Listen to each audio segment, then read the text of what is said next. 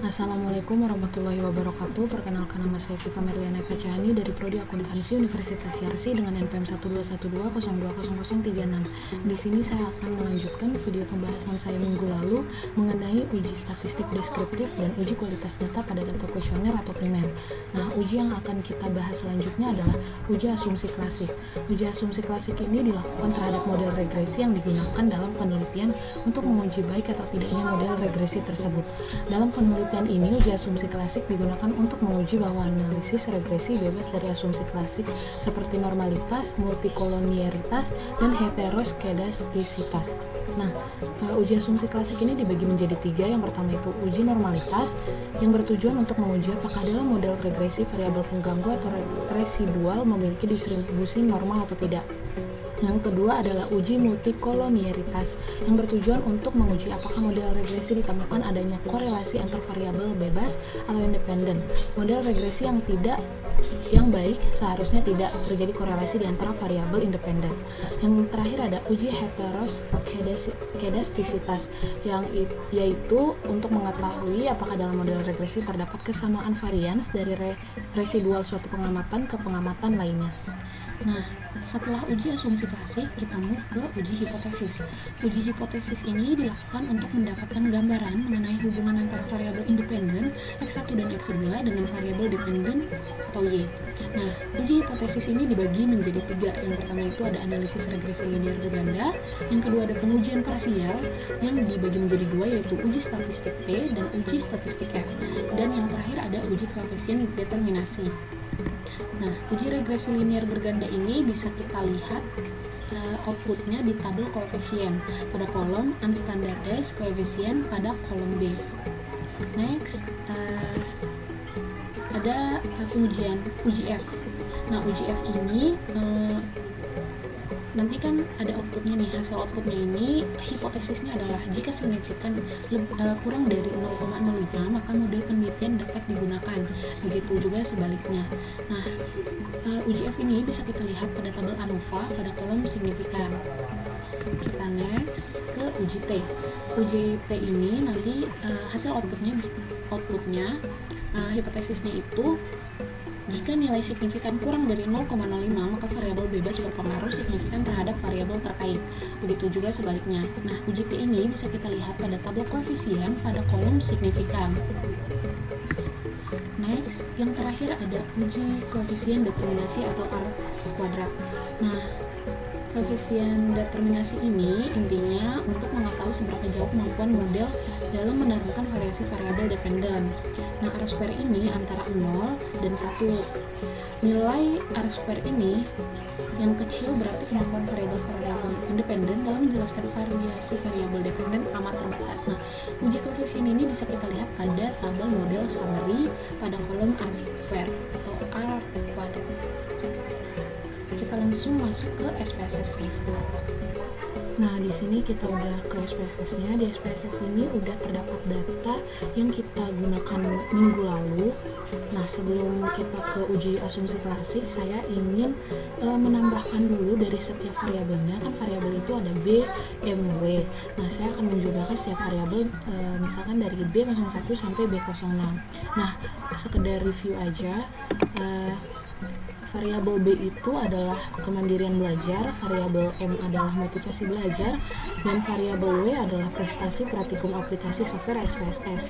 Nah, variabel 2 ini adalah variabel independen, sedangkan variabel Y ini adalah variabel dependen. Kita balik ke SPSS-nya. Untuk menjumlahkan kita masuk ke transform, kemudian ke compute variable. Nah, di sini kita menjumlahkan. Pertama kita isi dulu target variabelnya, itu adalah total underscore B. Nah, jadi variabel B dulu yang akan kita jumlahkan. Cara kita pindahkan ke numeric expression, ditambah B2 tambah B3 tambah B4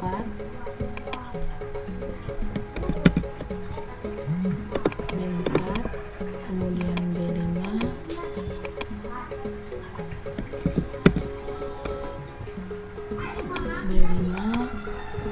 yang terakhir B6, lalu kita klik OK. Nah, nanti hasil outputnya adalah seperti ini. Kalau hasil outputnya seperti ini, execute berarti variabel B telah selesai dieksekusi. Nah, nanti di hasil SPS-nya akan muncul data seperti ini, total B kan. Nah, nanti kita lakuin hal yang sama untuk variabel M dan W-nya. Nah, di sini saya juga sudah menjumlahkan setiap variabel dari M dan setiap variabel dari W. Nah, di sini sudah ada total B, total M, dan total W. Nah, sebelum itu kita ke variabel view dulu. Di sini kita akan edit. Nah, editnya itu desimalnya menjadi 0. Setelah itu, ini opsional sih, tapi saya suka di center. Kita ke sini. Kemudian di measure-nya kita ganti semua ke scale. Sudah selesai, kita balik lagi ke data view. Untuk uji asumsi klasik, kita bisa langsung ke analyze, kemudian ke regression, terus linear. Nah, di sini pada dependent kita isi dengan W, total variabel W. Nah, sedangkan yang di independent ya kita isi dengan total B dan total M. Kemudian ke statistics. Di sini kita checklist di collinearity diagnostics. Kemudian continue. Lanjut ke plots. Di sini slide kita masukkan ke Y dan zpred kita masukkan ke X. Lalu klik continue. Kemudian save. Di save ini kita hanya men-checklist unstandardized di residual. Kemudian klik continue. Setelah statistik plot dan save sudah, kita klik OK.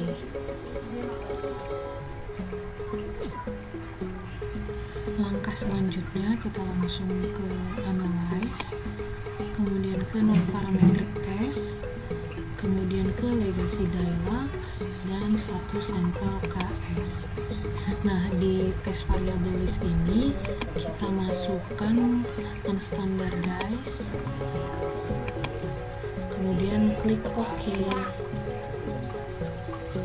Nah, di sini sudah ada output dari pengujian yang tadi kita lakukan. Kita bakalan baca satu tabelnya. Yang pertama kan kita uji asumsi klasik.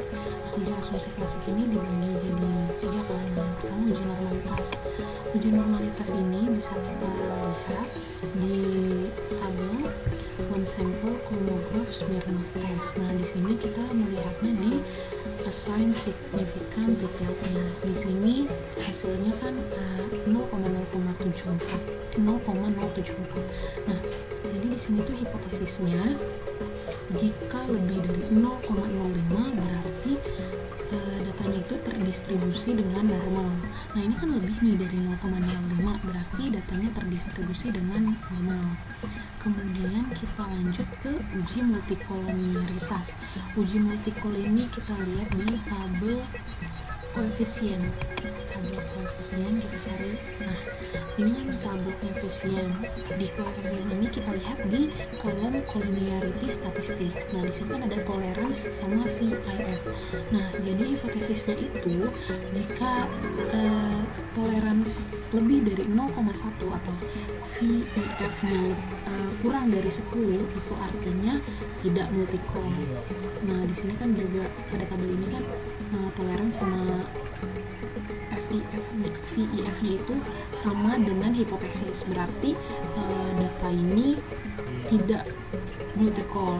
Nah, uji selanjutnya itu uji heteroskedastisitas. Nah, kita bisa lihat di chart scatter plot. Nah, ini nih di chart scatter plot ini kan lihat lingkaran kecilnya ini kan tidak saling bertumpukan, ya kan? Jika lingkaran kecil ini tidak bertumpukan, maka data ini dikatakan hetero. kemudian kita lanjut ke uji hipotesis. Nah, uji hipotesis ini kan dibagi jadi dua nih. Nah, yang pertama itu uji linear berganda. Nah, uji linear berganda itu ada uji T sama uji F. Yang pertama kita ke uji T dulu. Kita lihat pada tabel koefisien sama seperti yang tadi.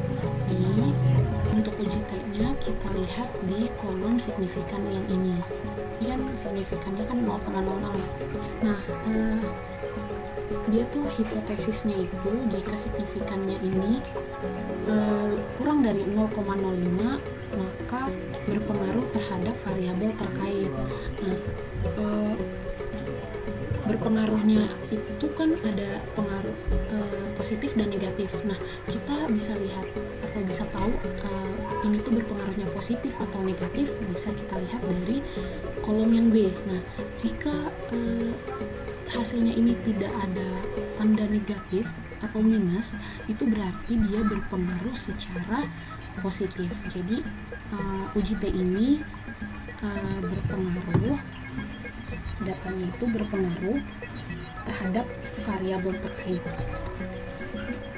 Nah, berpengaruhnya itu berpengaruh positif.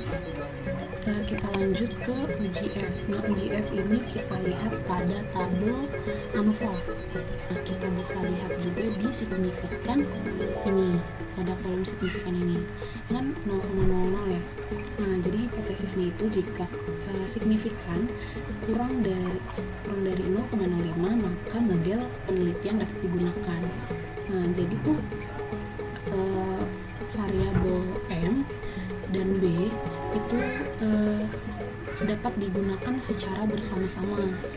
Itu dari hasil dari uji F. Nah, kita lanjut ke uji yang terakhir. Uji yang terakhir itu uji koefisien determinasi. Nah, uji koefisien ini bisa kita lihat dari tabel model summary. Terus kita lihat di kolom R-square. Nah, di sini kan kolom R-square-nya itu 0,542 ya.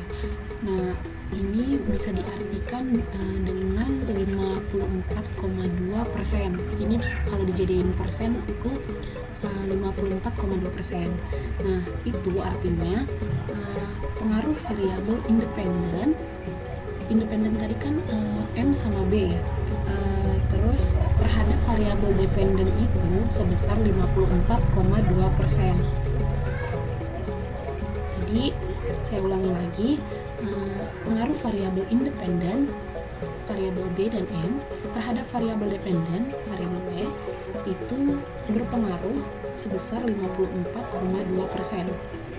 Nah, terus kita kalau mau lihat pengaruh variabel yang tidak diteliti, kita bisa mengurangi 100% dengan 54,2%. Nah, 100% dikurangi 54,2% itu hasilnya 45,8%, yang artinya pengaruh variabel yang lain yang tidak diteliti sebesar 45,8%. Jadi itulah pengujian-pengujian terhadap data kuesioner atau primer. Sekian dari saya, mohon maaf bila ada kesalahan ataupun kekurangan. Wassalamualaikum warahmatullahi wabarakatuh.